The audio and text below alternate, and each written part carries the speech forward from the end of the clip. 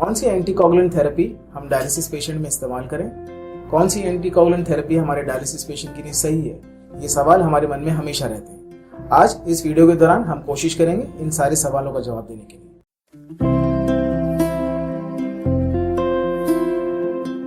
मैं doctor Yasir, DC kidney care से clinical operation manager. आज का हमारा टॉपिक है एंटीकोगुलेशन थेरेपी इन हीमोडायलिसिस पेशेंट्स। कुछ बेसिक डेफिनेशंस के बारे में आपको जानना जरूरी है। Coagulation, what is coagulation? Coagulation का मतलब होता है कि जब भी हमारे शरीर से ब्लड बाहर आता है तो हमारे ब्लड का एक फिजियोलॉजिकल एक नेचर होता है कि वो अपने आप ही क्लॉट होना शुरू हो जाए। हमारे बॉडी के अंदर कुछ फैक्टर्स होते हैं जो उसको क्लॉट करने में हेल्प करते हैं। फॉर एग्जाम्पल, अगर आपका कोई एक्सीडेंट हो गया है, आपके हाथ में कट लग गया है, तो बॉडी का ऐसा मैकेनिज्म है वो खुद ही उस ब्लड को रोकने की कोशिश करती है। अब हम जानेंगे कि एंटीकोगुलेंट क्या होता है। एंटीकोगुलेंट एक प्रोसेस है जो इनहिबिट करता है ब्लड क्लॉटिंग को। ये ज्यादातर हमें इस्तेमाल होता है जब हम कोई प्रोसीजर करें, जैसे कि हीमोडायलिसिस।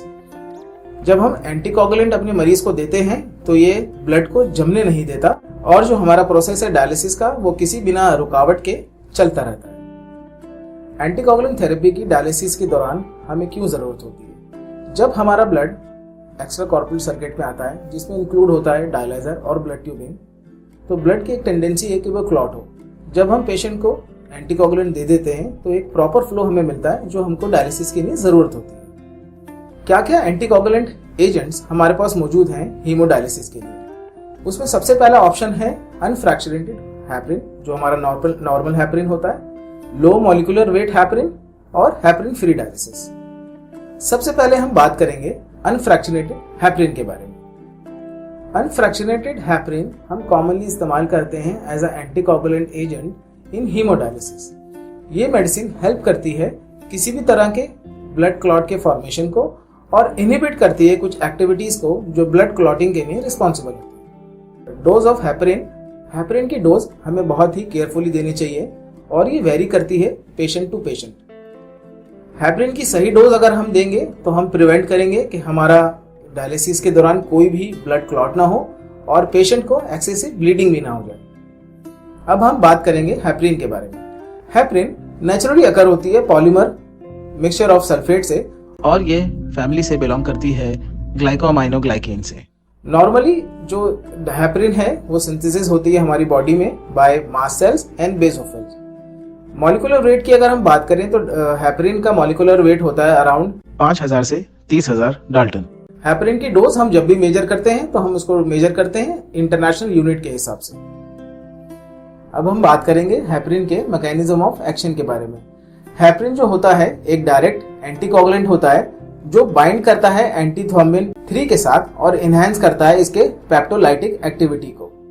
हेपरिन का दूसरा फंक्शन है कि ये बाइंड करता है एंजाइम्स के साथ जो इनहिबिट करते हैं एंटीथ्रोम्बिन 3 के एक्टिविटीज को जो हमारे लिवर में प्रोड्यूस होती है। जब एंटीथ्रोम्बिन एक्टिव होता है तो ये इनएक्टिव करता है थ्रोम्बिन को और अदर प्रोटीएज को जो इन्वॉल्व होते हैं ब्लड क्लॉटिंग में। मोस्टली इसमें शामिल होता है फैक्टर 10A। अब हम बात करेंगे एंटीकोगुलेंट टेक्निक्स के बारे में। हेपरिन की loading dose according to body weight होती है जो अराउंड 50 से 100 आयु बॉडी वेट होती है। ये हम उन मरीजों में इस्तेमाल करते हैं जिनके अंदर ब्लीडिंग का रिस्क या तो नहीं होता है या बहुत कम होता है।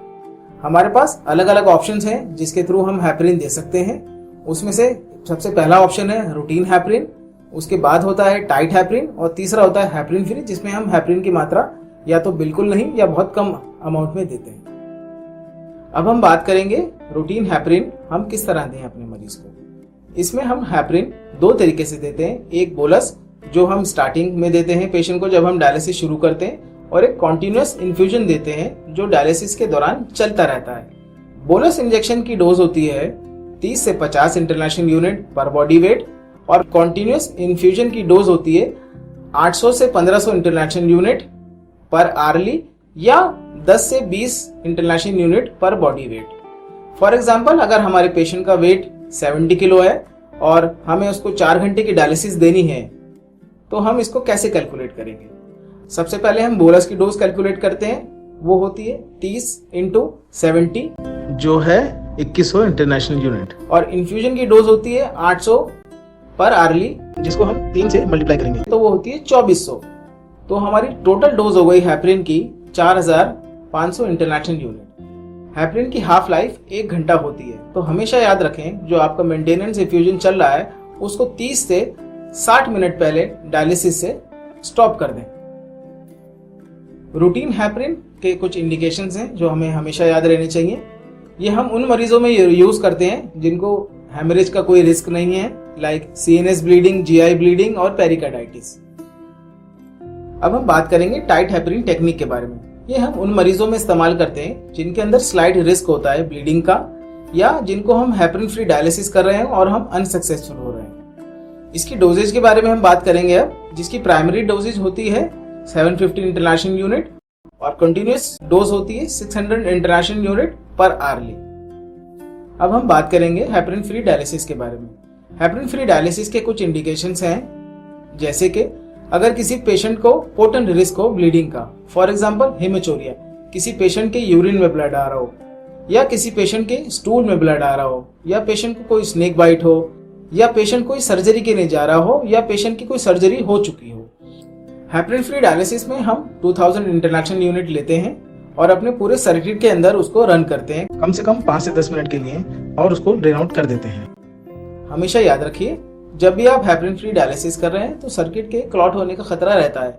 इसको बचाने के लिए हर 25 से 30 मिनट में 100 to 150 ml से सलाइन से उसको फ्लश करते रहिए। अब हम बात करेंगे हेपरिन के एंटीडोट के बारे में। प्रोटामिन सल्फेट एक ऐसी मेडिसिन है जिसको हम हेपरिन के एडवर्स इफेक्ट को रिवर्स करने के लिए इस्तेमाल करते हैं। ये एक स्पेशल मेडिसिन है जो यूज करते हैं हम हेपरिन के ओवरडोज के लिए।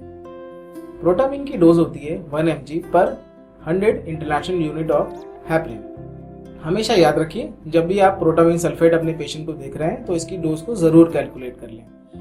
प्रोटामिन सल्फेट को देने का तरीका स्लो इन्फ्यूजन होता है, जिसमें एटलीस्ट आपको 5 से 10 मिनट लेने चाहिए, और अपनी ड्यूटी डॉक्टर को या नेफ्रोलॉजिस्ट को हमेशा संपर्क करें।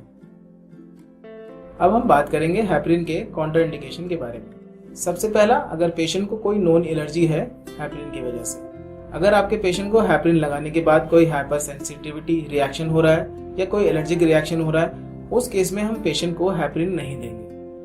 दूसरा, अगर हमारे मरीज को कोई एक्टिव ब्लीडिंग है या हाई ब्लीडिंग रिस्क है, ये उन मरीजों को होता है जिनको कोई ट्रॉमा होता है या वो किसी सर्जरी के लिए जा रहे होते हैं। इन मरीजों में भी हम हेपरिन की डोज या तो ऑल्टर करेंगे या हेपरिन नहीं देंगे।